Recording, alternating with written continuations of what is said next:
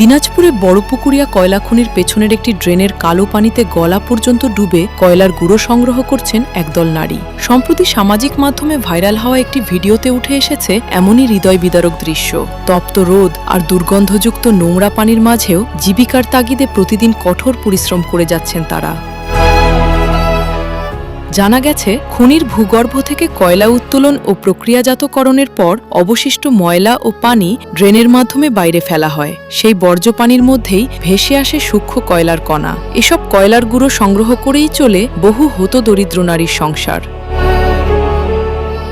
স্থানীয় সূত্রে জানা যায়, প্রায় ২০ থেকে ২৫ জন সদস্য নিয়ে মোট ৮টি দলে বিভক্ত হয়ে তারা পালাক্রমে দিন-রাত কাজ করেন। প্রতিটি দল সপ্তাহে মাত্র একদিন কাজের সুযোগ পায়, কেউ দিনে আবার কেউ রাতে। ঝড় বৃষ্টি কিংবা শীত উপেক্ষা করেও ড্রেনের পানিতে নেমে কয়লা খোঁজেন। সংগ্রহ করা কয়লার গুঁড়ো পরে প্রতিমণ ৪০০ থেকে ৫০০ টাকা দরে বিক্রি করা হয়। এতে একজন নারী প্রতিদিন গড়ে ১৫০ থেকে ২০০ টাকা আয় করেন। কখনো কখনো আয় ৫০০ টাকা পর্যন্ত পৌঁছালেও তা নিয়মিত নয়। তবে এই আয়ের পেছনে রয়েছে বড় ধরনের স্বাস্থ্য ঝুঁকি। দিন হাজিরি ২৫০ হয়, ৩০০ হয়, হয়তো কোনো দিন ১৫০ হয়। এইভাবে তুলে নিয়ে যাই, সংসারে এদিকে হয় না।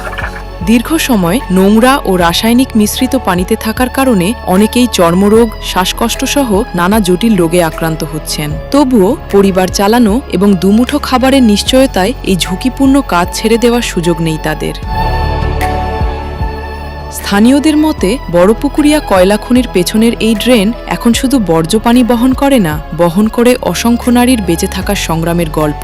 অনিশ্চিত আয়, স্বাস্থ্য ঝুঁকি আর দারিদ্র্যের সঙ্গে লড়াই করেই প্রতিদিন তারা নেমে পড়েন কালো সোনার সন্ধানে।